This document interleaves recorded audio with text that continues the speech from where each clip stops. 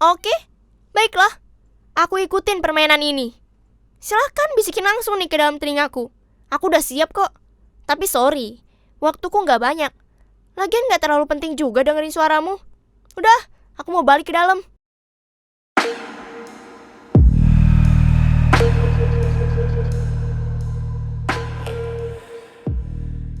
Orang-orang kota selalu menganggap kejadian mistis itu adalah hal yang gak masuk logika banget. Walaupun yang aku alami di sini benar-benar nyata. Bukan karena dengerin cerita orang tua atau mitos yang udah turun-menurun. Tapi, ini kejadian yang aku alami beneran. Ngeliat setan tahu. Ya begitulah, setan. Mukanya gak ada bentuknya, rambut aut-autan, matanya melotot, merah lagi. Pokoknya serem banget deh. Lebih serem dari yang pernah aku lihat di film-film. Kalau gak percaya, itu ceritamu, bukan ceritaku. Buktiin aja sendiri. Dulunya, aku juga gak begitu yakin kalau setan itu nyata. Bahkan kalau ada yang cerita soal setan, aku orang pertama yang memaki-maki itu orang. Kamu itu kok hidupnya tolol banget sih? Bikin cerita kok gak masuk akal. Mana ada setan bisa kelihatan? Emang tuh otak gak bisa dipakai yang logis apa? Ngayal aja hidupnya. Pantas aja gak naik kelas. Tolol sih. Dan sejak itu gak ada tuh temanku yang berani cerita soal setan lagi. Bakalan kena damprat aku. Nah, tapi kenapa aku sekarang jadi percaya banget sama setan? Bahkan gak ada satu alasan pun yang bisa meyakinkanku untuk tidak percaya dengan keberadaan setan. Jadi, alur ceritanya kenapa aku sampai bisa jumpa sama setan itu dimulai dari iseng. Ya, iseng. Aku cuma pengen tahu cerita yang beredar di daerah tempat tinggalku itu. Kota kecil yang letaknya di selatan kota Semarang. Ungaran tepatnya. Saat itu, ada rumor beredar soal orang yang mati karena dapat bisikan suara setan. Matinya Narti, gadis asal susuan itu beredar dengan cepat di kampungku. Hampir setiap ketemu dengan orang, mereka selalu menceritakan kejadian itu. Bahwa Narti matinya dibisikin setan. Kalau bisikannya aja bisa bikin orang mati, berarti bisikannya kayak apa coba? Ya, karena penasaran sama hal itu, aku jadi iseng pengen mencari tahu cerita sebenarnya. Kayak apa sih? Bisa kebayang dong, cerita yang berkembang itu pasti banyak versi. Tapi dari berbagai versi itu, aku tergelitik dengan informasi bahwa Narti tinggal di bawah kaki Bukit Cemara Seribu. Orang Ungaran lebih akrab dengan sebutan Cemoro Sewu atau Cemara Seribu. Letaknya di pinggir kota Ungaran. Lumayan jauh kalau ditempuh dengan roda 2. Tempatnya cukup pelosok ke pinggiran. Pohon cemaranya tinggi-tinggi dan tumbuh secara acak. Hanya beberapa rumah yang ada di sana. Itu pun jaraknya jauh-jauh. Cukup bikin parno kan kalau kamu penakut. Tapi, kalau kamu yang senang menyendiri, pasti akan betah. Soalnya enak kok buat tenangin diri. Apalagi kalau buat cari ide buat tulisan, musik, atau karya-karya yang butuh perenungan. Jadi jelas kan, kalau rumah kediaman Narti itu bisa menjadi sebuah setting cerita untuk mengembangkan kasus kematiannya yang memang misteri. Intinya tinggal dibumbuin dikit, sedap deh didengar. Apalagi dengarnya malam hari. Jadi, aku lebih tertarik untuk mendatangi rumah Narti di malam hari. Agar kecurigaanku terhadap konspirasi kecil-kecilan yang terjadi di masyarakat itu terkuak kebenarannya. Bahwa sebenarnya Narti itu matinya bukan karena bisikan setan. Karena aku bukan seorang penakut. Malam itu di rumah kediaman Narti, aku tidak merasakan apa-apa. Justru sebaliknya. Aku menikmati suasana sepi. Suara jangkrik yang saling bersautan, bunyi berderit yang dihasilkan oleh gesekan ranting-ranting pohon, dan kadang hembusan angin. Percakapan dengan ayah Narti pun hanya berupa kenangan belaka. Seorang ayah yang sedih karena ditinggal mati oleh anaknya. Aku lihat sahabatku Mas Wawan yang mengantar aku kemari juga tidak banyak bertanya. Dia menyender pada dinding rumah yang terbuat dari bambu. Sesekali dia memandang ke aku yang lagi duduk di tangga rumah.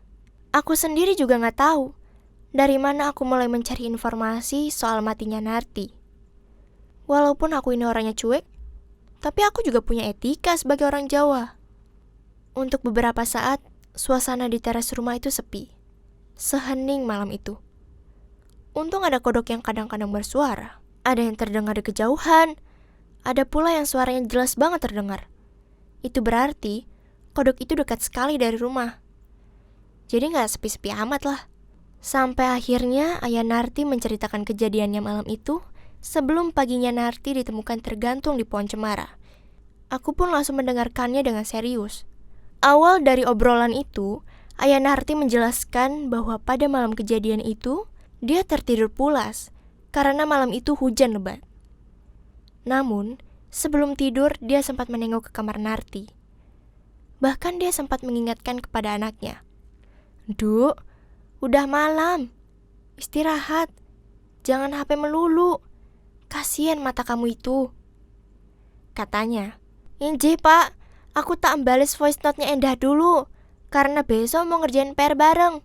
Ayah Narti lalu menutup rapat-rapat pintu kamar anaknya itu.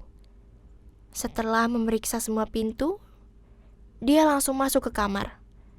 Saat ayah Narti diam, dia menghisap sebatang rokok kaung, lantas menghembuskannya melalui kedua hidungnya. Matanya menerawang jauh keluar rumah. Dahinya mengernyit. Lalu dia melanjutkan ceritanya dengan perasaan penuh bersalah. "Harusnya saya ndak usah tidur malam itu." Kembali dia menghisap rokok kaungnya. Kali ini dia menghisapnya dengan kuat dan dalam banget. Terasa sekali kalau dia sangat kecewa. Padahal saya sempat terjaga malam itu saat mendengar suara pintu dibuka. Tapi malam itu saya capek banget. Setelah seharian menebang pohon, rasanya badan ini mau rontok. Saya kira suara pintu yang dibuka itu hanya halusinasi saja. Ayah Narti lalu berdiri dan beranjak melangkah. Kemudian berhenti tepat di pagar luar teras. Paginya kok saya nggak merasa aneh loh. Nggak seperti biasanya Narti pergi tanpa pamit. Apalagi keluar tanpa menutup pintu. Makanya saya langsung ke dapur untuk bikin teh. Sambil menghela nafas panjang, ayah Narti melempar putung rokok ke halaman rumah. Lalu berbalik dan memandangi kami yang ada di ruang teras itu. Matanya mulai berkaca-kaca. Gimana saya nggak shock ketika orang-orang kampung berdatangan ke rumah saya dan ngasih tahu kalau anak semata wayangku itu mati gantung diri. Aku ndak bisa ngomong lagi. Aku wis ndak ingin apa-apa lagi. Seketika senyap. Yang terdengar hanya suara isak ayah Narti. Aku pun merasa iba sekali. Walaupun dari cerita ayah Narti itu, aku belum menemukan benang merah kejadian yang sebenarnya. Aku lebih baik diam untuk menghargainya. Namun sepertinya, ayah Narti memang gak mau setengah-setengah menceritakan kejadian yang menimpa anaknya. Dia sendiri yang menjelaskan bahwa rumor yang beredar di kampung tentang anaknya yang meninggal. Sumbernya adalah tetangganya. Pak Tono yang sempat melihat Narti berjalan memasuki hutan. Katanya, malam itu, kebetulan dia sedang dalam perjalanan pulang ke rumah. Dia berniat untuk memotong jalan melalui hutan cemara itu. Namun dia ragu. Saat lampu motornya menangkap sosok yang sedang berjalan menuju hutan. Dalam hatinya dia bertanya, "Loh, ngapain perempuan itu kok malam-malam jalan sendirian? Hujan lagi. Tapi kok rasa-rasanya aku tahu perempuan itu ya? Tapi kayaknya itu bukan Narti. Jalannya aja kayak bukan orang." Namun sosok perempuan itu keburu hilang masuk ke dalam hutan. Katanya. Dan Pak Tono bergegas pulang karena ketakutan atau bisa jadi karena hujan yang semakin deras. Aku mulai menemukan titik terang dari kasusnya Narti ini. Kalau aku bisa berjumpa dengan Pak Tono, barangkali aku bisa menggali informasi darinya. Belum selesai aku berpikir seperti itu, tiba-tiba Mas Wawan bertanya, Pak Tono itu rumahnya jauh dari sini nggak, Pak? Tangan ayah Narti menunjuk tepat ke arah Bukit Cemara. Di balik bukit itu, aku merasa lega sekarang. Karena penyelidikan bakalan akan berkembang dan gak mengalami jalan buntu. Tapi sial, kenapa tiba-tiba aku pengen pipis? Daripada aku ngompol, lebih baik aku numpang di rumah ini. Masalahnya, kamar mandinya ada di luar rumah dan letaknya di belakang rumah. Mau gak mau aku rela ditemenin Mas Wawan. Bukan aku takut sama setan, tapi tahu sendiri dong, namanya rumah di pinggir hutan, malam-malam begini, sendirian, iseng kan? Setelah menuntaskan hajat kecilku, aku segera membersihkan diri. Tapi saat aku mengguyur ke arah lubang WC, tiba-tiba aku merasa ada suara yang berbisik di telingaku. Sakit. Suara itu lirih sekali, hampir tidak terdengar. Aku buru-buru memakai celana. Suara itu kembali berbisik. Sekarang tepat banget di kupingku. Refleks aku menengok ke kanan, kiri, belakang. Tidak ada apa-apa. Hanya tembok dan perlengkapan kamar mandi. Aku curiga, ini pasti ulah Mas Wawan. Dia mencoba menakutiku. Tapi, kenapa suaranya bisa persis di kupingku? Kalau Mas Wawan yang berbisik, tetap saja seharusnya suara itu dari balik pintu kamar mandi. Belum selesai keheranan, suara bisikan itu semakin jelas. Suara seorang gadis. Dia merintih kesakitan. Aduh, kenapa perasaanku menjadi aneh begini? Oh, tidak.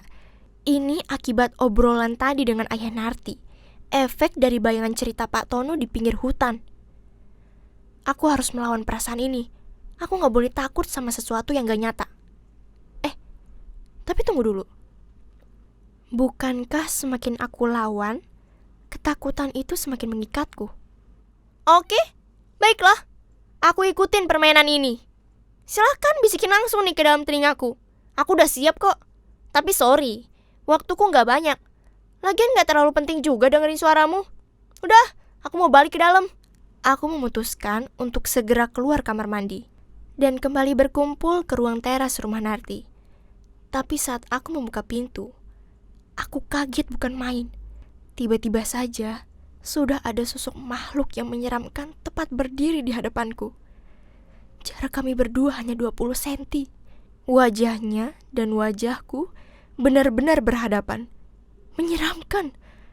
Apalagi ulat-ulat yang keluar dari luka di pipinya itu. Bulu kuduku tiba-tiba saja berdiri. Tubuhku kaku seketika. Nafasku pun semakin tak teratur saat matanya yang besar dan merah itu menatapku dengan bengisnya. Seketika aku gak tahu lagi apa yang terjadi. Saat siuman, aku sudah berada di dalam kamar rumah sakit umum daerah. Kata Mas Wawan, hampir 3 hari aku gak sadar. Dokter yang menanganiku juga gak tahu kenapa aku bisa gak sadarkan diri selama itu.